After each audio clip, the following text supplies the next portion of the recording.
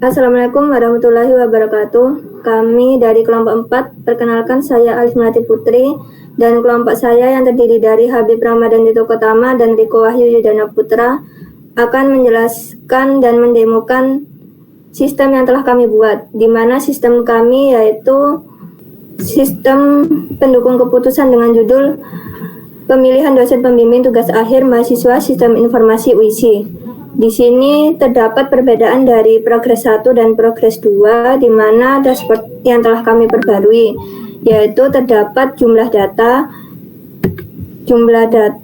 kemudian jumlah dosen, selanjutnya data training dan data uji.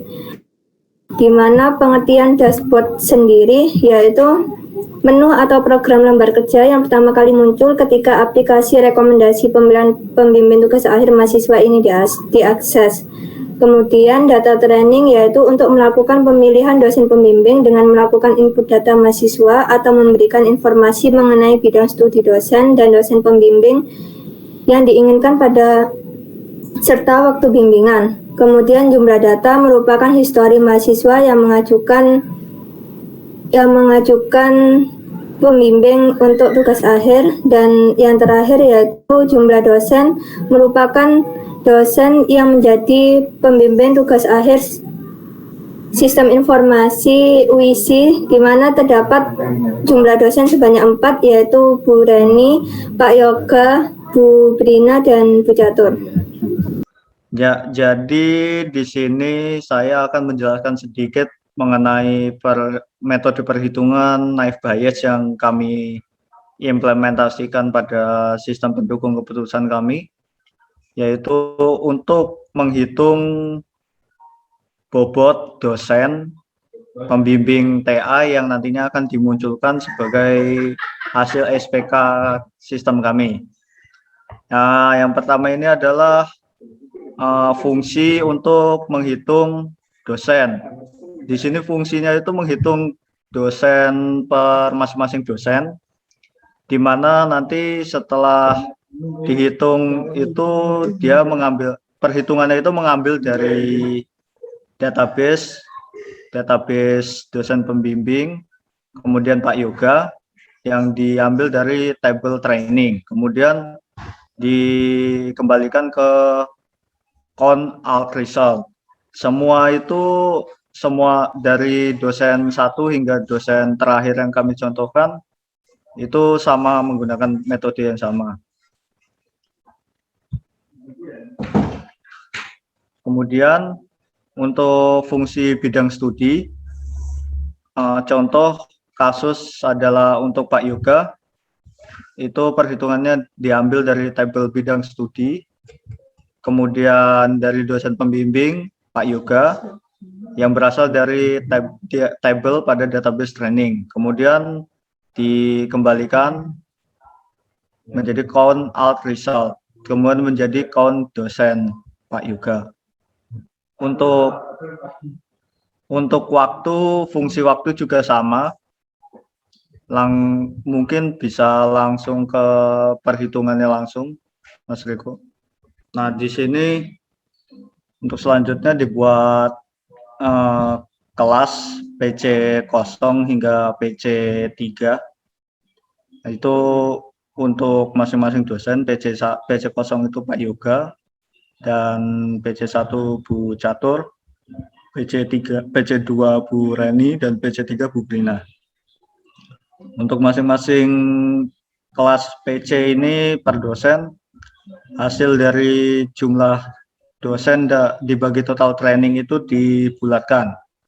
Kemudian setelah di pembulatan PC, jumlah dosen dan total training, kemudian untuk masing-masing dosen melakukan pembulatan juga untuk perhitungan bidang studi dan waktunya, probabilitas bidang studi dan waktunya. Kemudian dikali dengan kelas PC dosen itu masing-masing.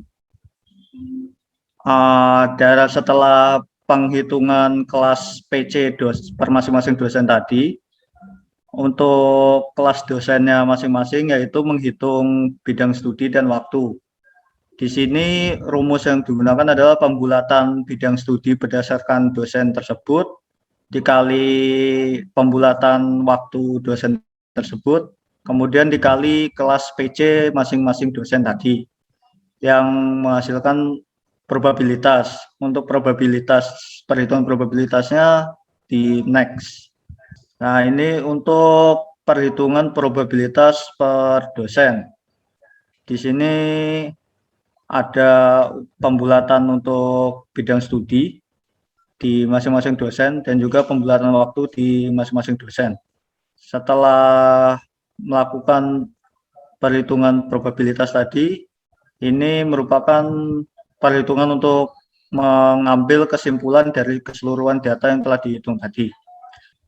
Untuk perhitungan kesimpulannya, untuk kita dapat mendapatkan kesimpulan dari sistem pendukung keputusan ini, kami menggunakan rumus if dan else if.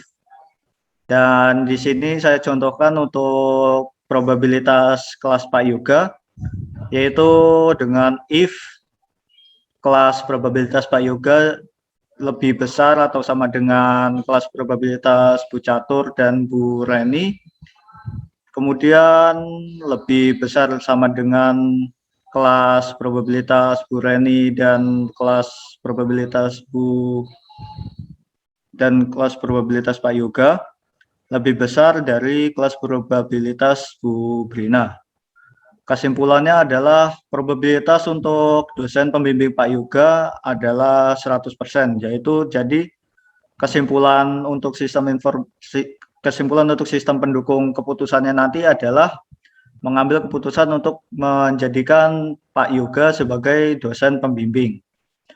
Dan itu juga rumus tersebut juga berlaku untuk dosen-dosen lainnya sampai selesai. Kemudian jika ada yang lain atau tidak sesuai dalam penginputan, maka kesimpulannya adalah data salah. Untuk selanjutnya, untuk data training, untuk memasukkan data setnya, kita perlu menginputkan nama, bidang studi, dosen pembimbing, waktu. Untuk data setnya kita sudah memiliki contoh yang ada di sistem informasi. Di sini ada beberapa contoh kasus TA yang ada di sistem informasi. Kita copy. Di sini dia web development, dosen pembimbing Bu Catur, waktu pembimbingan pagi. Kemudian kita set. Di sini sudah masuk ke dalam dataset atau data training yang akan diuji. Kemudian kita bisa uji. Contoh saja kita masukkan Riko Wahyu. Kemudian kita bisa memilih bidang studi yang diinginkan. Kita bisa memilih web development dan waktu pagi. Di sini akan menampilkan beberapa kelas seperti kelas dosen Pak Yoga dengan nilai 0, kelas dosen Bu Catur dengan nilai sekian, dan dosen Bu Reni sekian. Jumlah data yang ada adalah 21 dengan dosen Pak Yoga 5 dan dosen Bu Catur 4 data dan seterusnya. Di bawahnya ada nilai probabilitas. Di sini ada kelas dosen Pak Yoga dengan nilai 0 dan kelas dosen Bu Catur dengan nilai sekian dan seterusnya. Di sini ada jumlah data yang berhasil diinputkan tadi adalah 21 dengan nilai Pak Yoga 5, Bu Catur 4, Bu Reni 5, dan Bu Brina 7 dengan nilai probabilitas yang ada di bawahnya. Untuk di probabilitas waktunya ini ada di sini. Untuk dosen Pak Yoga 0, paginya 0, siangnya 0,8 dan sorenya adalah 0. Di sini karena Bu Catur bisa sering ada yang bimbingan pagi, jadi nilai pagi dan siangnya cukup tinggi. Dan dapat disimpulkan bahwa data uji tersebut dosen pembimbing dosen Bu Catur sebagai dosen pembimbing tugas akhir mahasiswa tersebut. Kita bisa uji sekali lagi. Kita bisa memasukkan yang lain seperti kita bisa memilih tata kelola siang. Di sini juga sama. Untuk nilai bidang waktu siang, nilai Bu Reni lebih tinggi. Jadi nilai probabilitas dari Bu Reni itu lebih tinggi, maka kesimpulannya dosen pembimbing Bu Reni sebagai dosen pembimbing tugas akhir mahasiswa tersebut.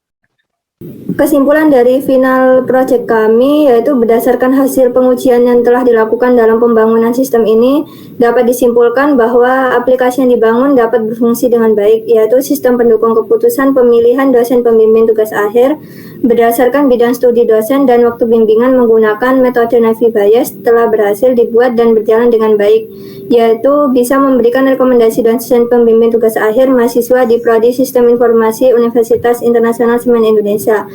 Sekian demo UAS dari kami. Wassalamualaikum warahmatullahi wabarakatuh.